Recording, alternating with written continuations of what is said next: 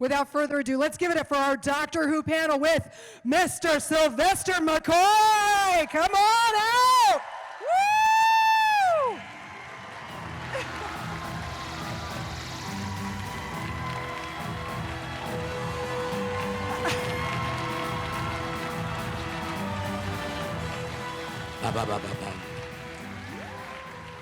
Good afternoon, sir. It's the doff of the hat that I think is very, very touching. Yes, I discovered that when I wore a hat, that if you take your hat off to people, it somehow charms them. I think you're charming to begin with. So you already have that going for you. The hat's an extension of that. Well, it kind of indicates there's charm underneath it. Oh, there's something underneath it. Not much now. The brain and the hair are both receding. It's par for the course, as we say, right? Yeah. I remember once you had stated in an interview I was reading that to play the Doctor, there has to be a natural sort of eccentricity to the role. And so I'm curious, you have such an interesting upbringing, and your path to television and to the show was interesting in and of itself. What part of your personalities found their way into your portrayal of the Doctor? Well, I once trained to be the Pope. That helped. Because there's something, science fiction, I think, is like, it's the new religion. In fact, I think, forgive me, I know this is a very religious country. Well, half of it is. Which half are you guys? I've no idea. I'm about to find out. I think religion is science fiction, I mean, because if you take Superman, he comes down from outside the planet, comes down, gets into a telephone box, comes out, takes his clothes off, doesn't get arrested, and then saves the world.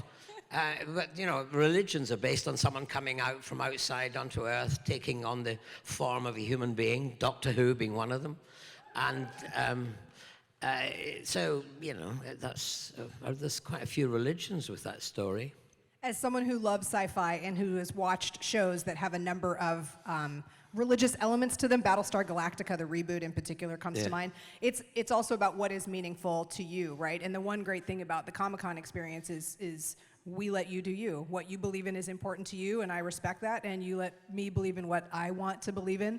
And I love the longevity and the fans of the show who believe in who have their opinions about every single Doctor, and have their and it's interesting to watch the way you took the character a little bit maybe darker. Yeah. Tell me about that decision.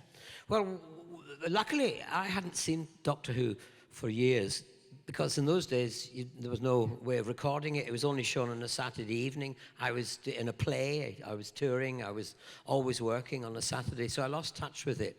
So I had a distant memory, Patrick Troughton being my Doctor.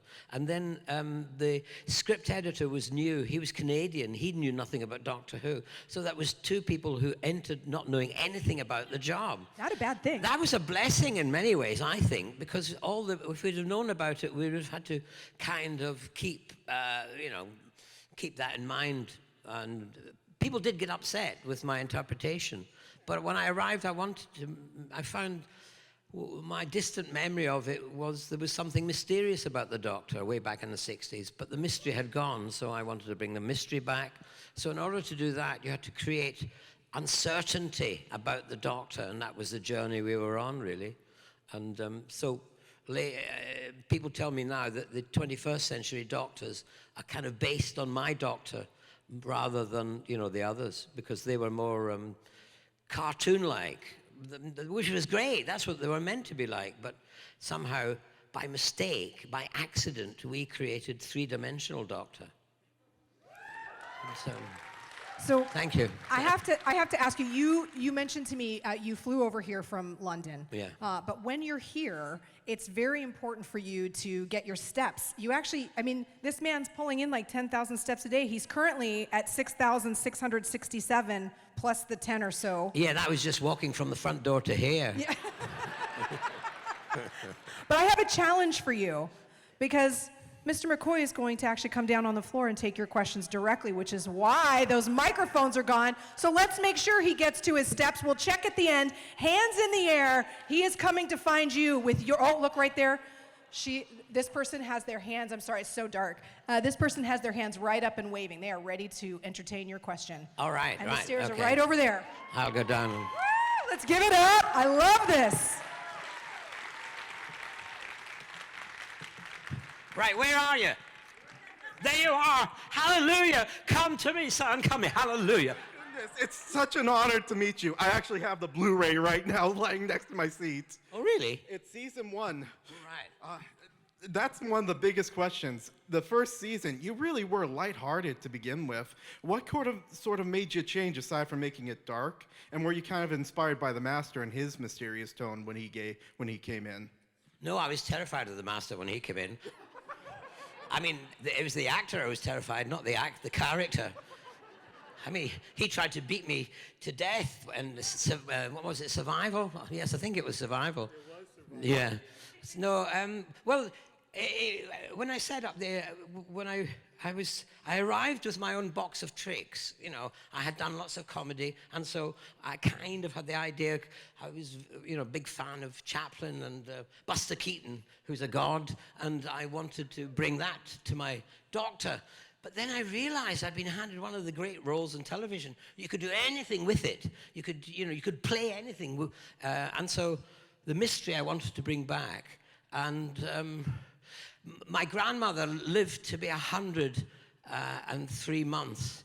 And that was a way back in a long time when it wasn't common for people to live to be 100. And so I went to see her on her 100th birthday.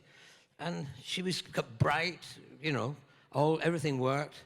But she was sad and she was tired. And she'd seen so much in her life, 100 years. She'd lost children. She'd been through 3 or 4 wars. I think she was born in the Boer War and things like that. So I thought, wait a minute, the doctor's 900 years old. I want to bring some of that to the doctor. And so also the sadness that she had. And so sometimes I used to like the bits where the doctor was come by himself, thinking and being mysterious, but at the same time, remembering all the really sad things. But there was also great things. I also wanted to keep the comedy as well, juggle. So I wanted to juggle all those balls, to keep the comedy, to bring in the sadness, the anger, the mystery, the fear, and all that kind of stuff. And so that's what I was going to do. I think you should go all the way in the back now, since you're getting steps. All right, sorry. You can do whatever you want. Can I borrow this? Now, can you push me on it? Get me around there. Thank you. Where are you? Where are you? Oh, hello, Colin. Hello. You can't tell with people with a mask, can you?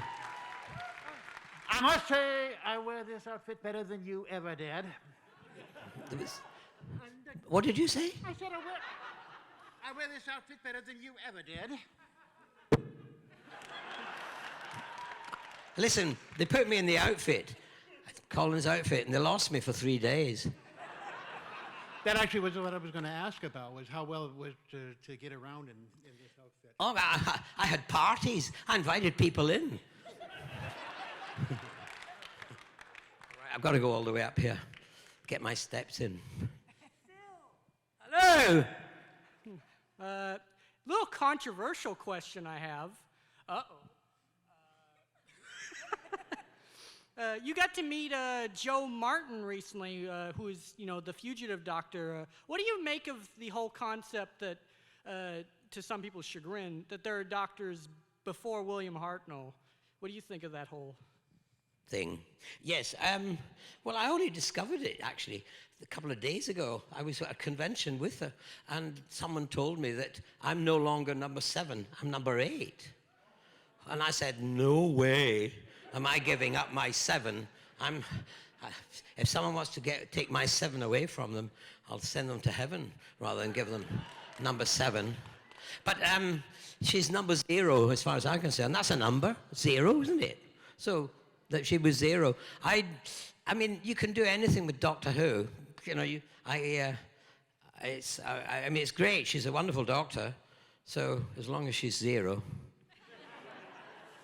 What was your feeling about coming back to Doctor Who for the Paul McGann movie? Oh, that. I was delighted, really. What's your name? Tommy. Tommy, what are you looking at? Can I play that game? No? It looks too complicated. That's one way to get him to stop watching the screen. Embarrass him out of it. So, I was delighted because, see, when I took over, a certain doctor didn't stand up, didn't turn up for the regeneration. And I had to play him. So they stuck me in a wig. Well, you're in a wig. And I looked like Harpo Marx. And then, as I say, they lost me for 3 days inside the costume. So I promised myself that whatever happened, I would turn up for the regeneration. So when they came to me, I was delighted that I would be able to do that, regenerate. Also, Paul McGann was an old friend. Well, he's a young friend, actually. He's younger than me. But I was delighted that he was going to be the doctor. So I was glad I did it, really. I must say I got a really good TARDIS interior. It was the one I wanted. Steampunk. I like steampunk.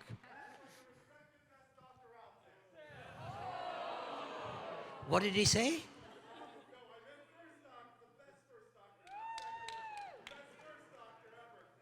Who's the best first doctor? How dare you insult me with that?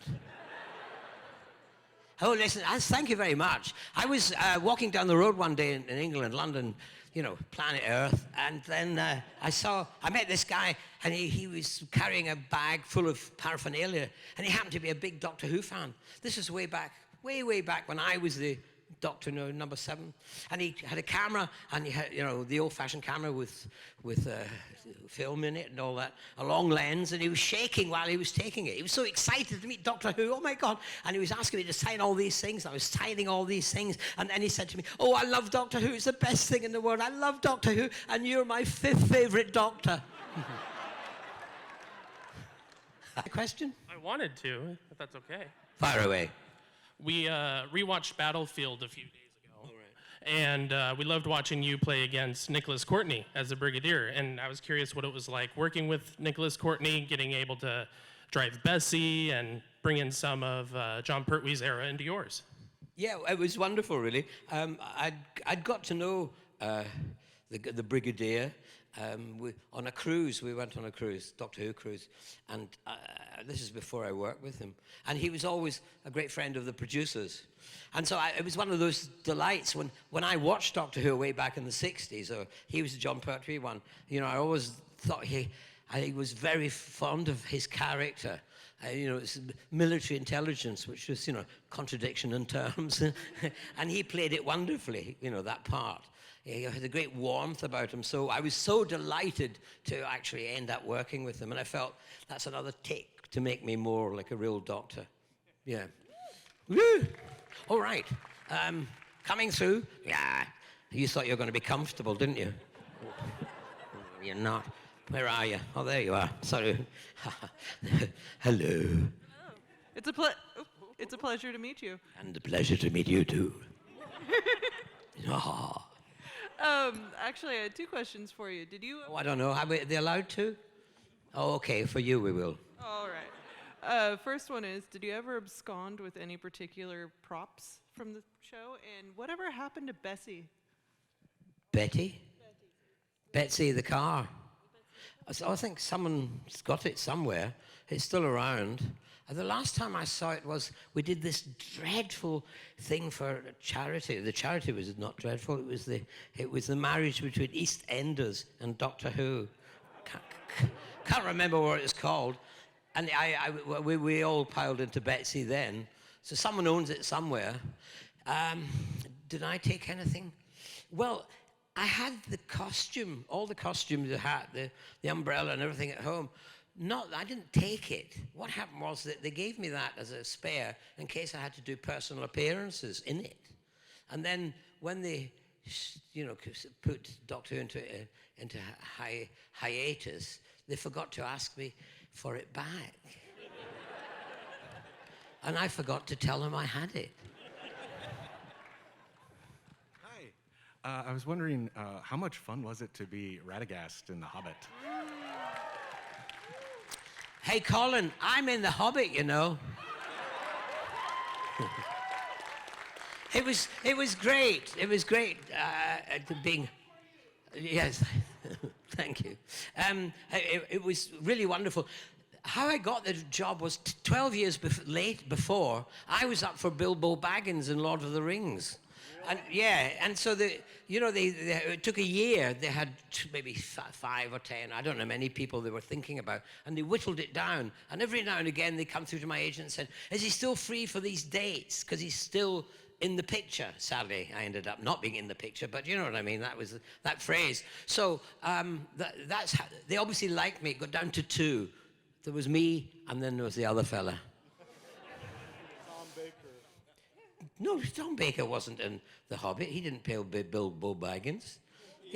He's too tall. Really? Yeah. I don't watch The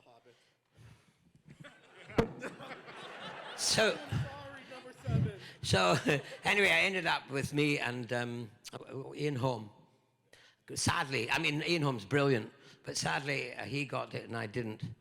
If you look very carefully, because Ian Holmes always had tight hair, you know, kind of not very lively hair, whereas in those days I had very lively hair. And if you look very carefully at the film, you'll see it looks just like my lively hair. So I didn't get the part, but my hair did. And I didn't get paid.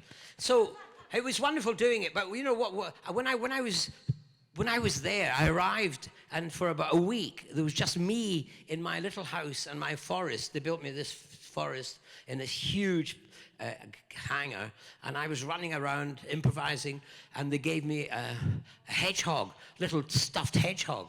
And I was thinking, oh, this is great. There's no other actors. I'm going to be on one of the biggest screens in the world with just me and a stuffed hedgehog. I was so happy. And so when it came to the world premiere, I took my sons and we went along, and I was saying, oh, this is going to be great. They're going to see this scene coming up.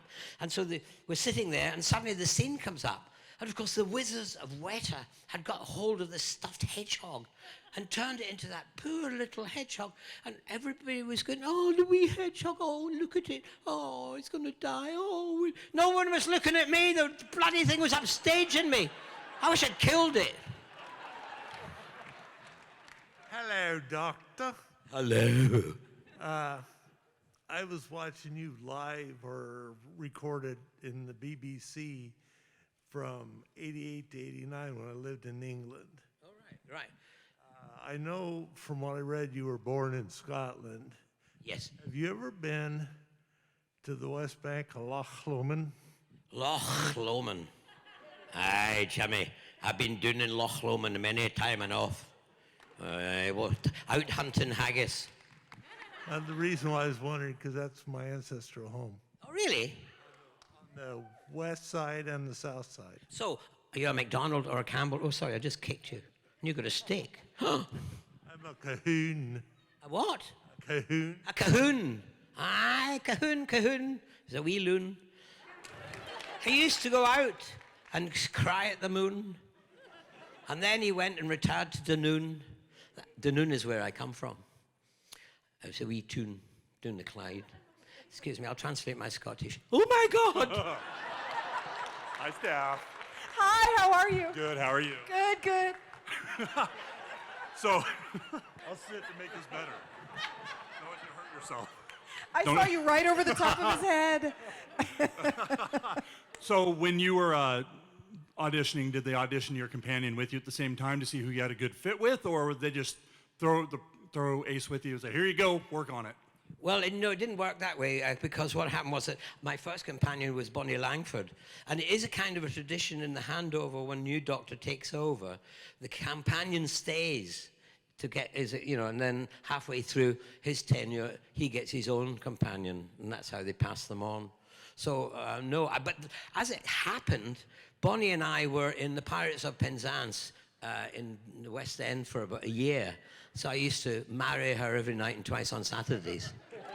So, it was great that I had a friend, in the cast when I got there. Hello. Hello. So I just first wanted to say my name is Tegan.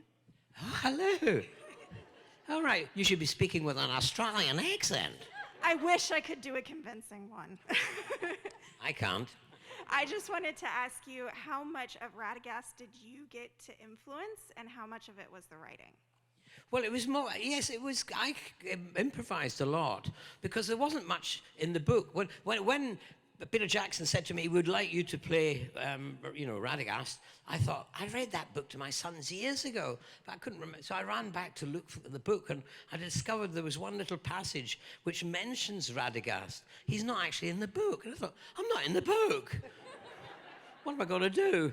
But then Peter Jackson just said, he'd say things like, improvise, do something with the hedgehog, do that, and there was writing, and we learned the lines and did all that, and tried to bump into the monsters, and it was kind of just did it, really. I'm not a method actor. I'm not knocking that. I mean, some great acting comes out of it. I'm instinctive. I don't know what I'm going to do sometimes.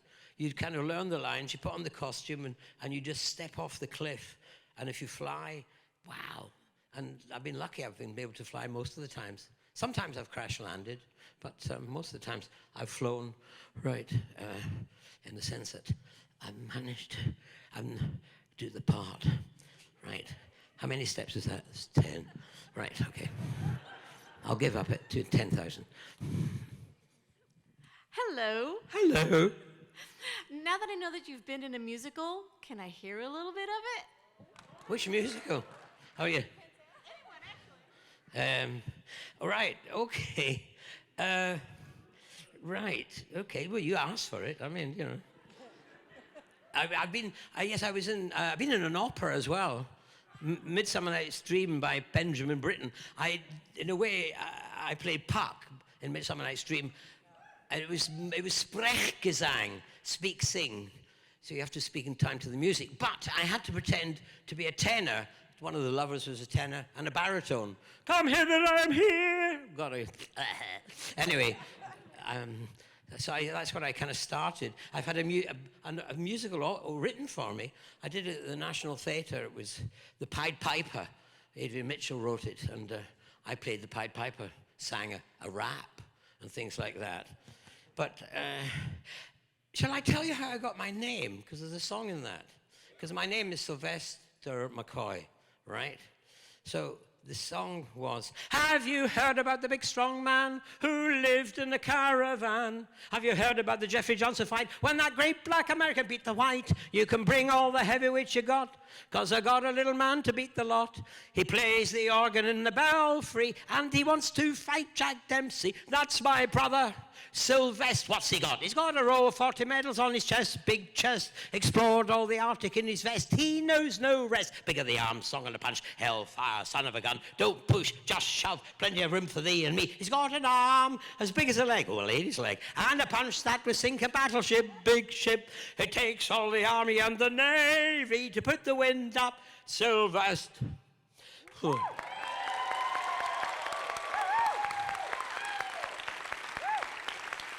you. The voice is a bit rusty. I think I must have left it halfway across the Atlantic. Hello, Tom. Hi, I was just wondering, you speaking of acting, you've done a lot of stage and a lot of film.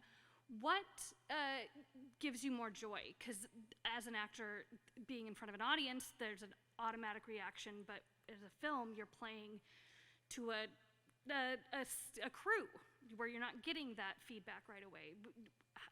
How does that feed you as an actor? Well, I mean, I love live audiences, and so I like theatre. But theatre's like you paint with a big, broad brush, and you've got to get at the back of the hall, and you'd have a loud voice, and you have to be bigger. Whereas film, I also love because that's like working with a Japanese paintbrush. Very thin, and it's like you kind of it's all internal, and if you get it and feel right, it's really satisfying. But then you have to go and watch yourself. That's a bit I don't like. I mean, when I was doing Doctor Who, children who watch Doctor Who in Britain, I'm sure you know that, hear the same hide behind the couch, because they were frightened when the Daleks came or the monsters. I used to hide behind the couch when I came on. So it was one of those things. I'll be back. I'll be back. I'll be back. Oh, hello. Hi, what's your favorite animal? Well, I suppose cats, really. I like cats. I like dogs. I like elephants. I like Colin Baker.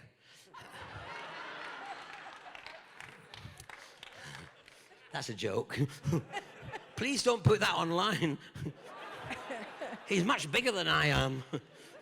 He'll kill me. Hello, the microphones still go up here. Hello, are we on the North Pole yet? It's coming. It's a long way to Tipperary. It's a long way to go. Hello, it is wonderful to meet you. Thank you.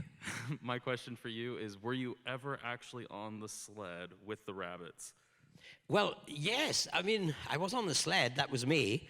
The rabbits, I mean, we started off with 12, and by the end of the scene, we had 24.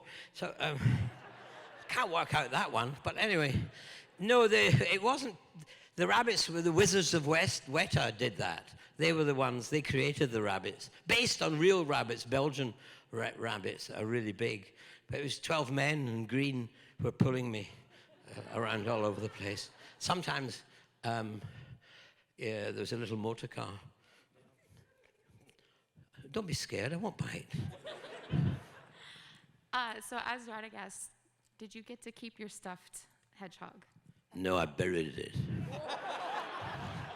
Upstaging little blackguard. Hello, I have really fond memories of watching the Five-ish Doctors reboot back from 50th anniversary year. I'm really curious how that came to be and what filming that was like. Well, it was great. Filming was great fun. We had quite a lot of fun. Peter Davidson was the guy behind it, really. Him and Georgia, his daughter, who I years before had taught to juggle. Anyway, the year came up with the 50th anniversary. Colin, Peter, myself, and Paul had been going around the world, and everywhere we went around the world, the fans said, "Are you going to be in the 50th anniversary?" They wanted us to be in the 50th anniversary. So we thought we might, and then we got to the year and realized we were not going to be in it. So then Peter said, "Let's make our own one." And we did. And I think it was really rather good. I mean, Colin Baker, he thinks it's one of the best things. He loved doing it. I love doing it as well. He hated it when I said, "I'm in the Hobbit," you know, he loved it, hated it. But apart from that, he loved doing it, and we all loved doing it. And we also had a better cast than, I mean, you know, we had Janet Coleman and Ian McKellen and, you know, Patrick, who else? Loads of other people. My brain is becoming, I'm terrible at names now. I have to look in the mirror and wonder who the hell I am. What's my name? I've got so many of them. My real name's Percy James Patrick Kent-Smith. Yes, it is. No wonder I call myself Sylvester McCoy. Hello. Hello. I was wondering if you could talk about your time working on the Doctor Who pinball machine, and are you a fan of pinball yourself? Oh, right. I can't remember any of. All I did was record something years ago. But recently I was invited to a pinball machine convention in South Carolina, which I went to. And I didn't realize that my pinball machine is actually a really difficult game, they tell me. I had no idea. And then I'm also in 2 pinball machines, because The Hobbit has got a pinball machine.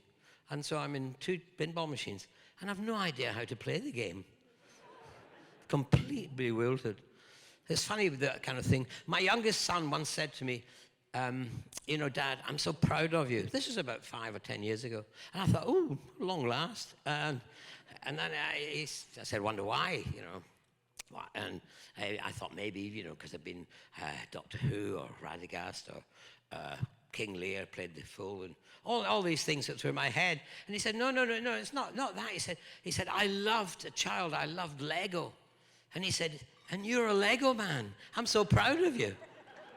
Isn't that wonderful? I'm actually 2 Lego men. I'm Lego man Doctor Who, and I'm Lego man Radagast Brown. Hello. Hi. My question is, If you could choose, what's your favorite episode of Doctor Who? Oh, of all 50, 60 years of Doctor Who? No pressure. Well, I think it might be one I'm in, because that makes it easy, because at least I've watched that one. Which one would... no, actually, the one... the first 21st century one was Christopher Eccleston, when they brought it back. That was my favorite, really, because I knew, bang, it's Doctor Who is back. I was wondering, when you were playing opposite Kate O'Mara, and she was pretending to be, and the Ronnie was pretending to be Mel, and she was dressed up like Bonnie. Did that ever get confusing on set? No. Not enough actual resemblance? Well, Bonnie is kind of small and petite. Up here. And Kate is not. As I discovered, because I ended up playing the spoons on Kate O'Mara's front,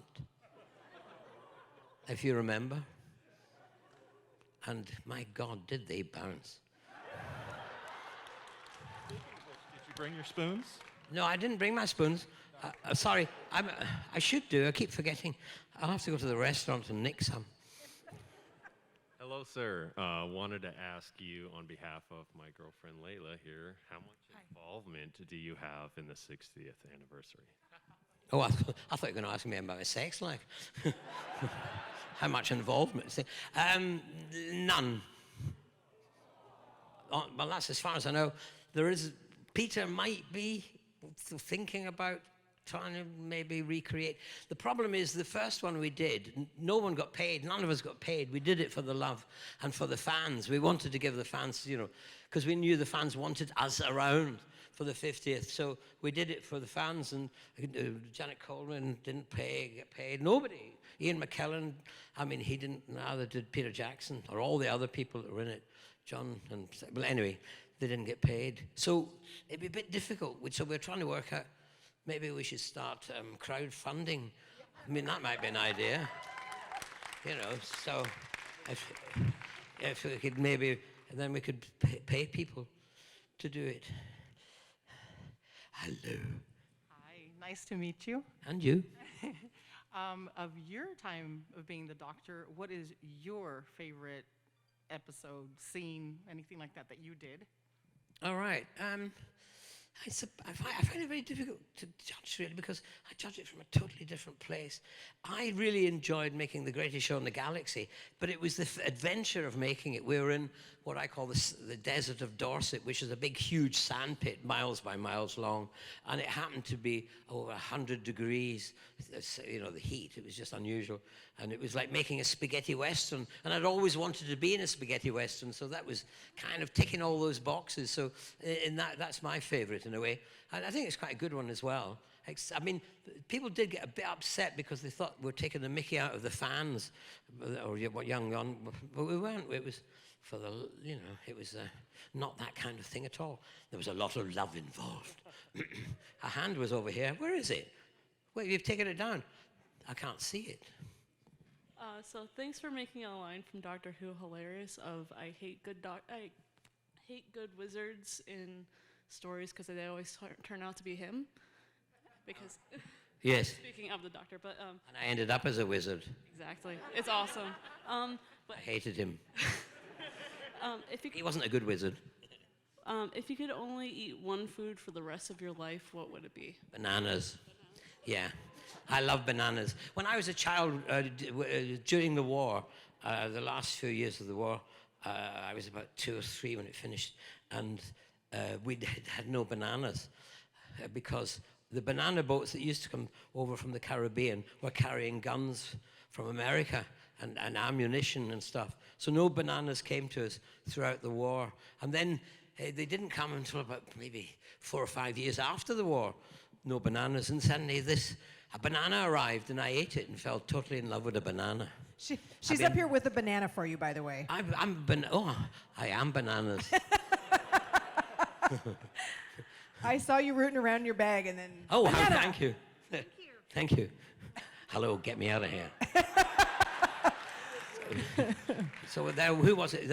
What's your favorite adversary? Oh, I suppose it had to be the Daleks, really. I didn't really feel I was a true Doctor until I defeated the Daleks. When I arrived, that was one of the things I also insisted on when I became the Doctor, that the Doctor would not use violence.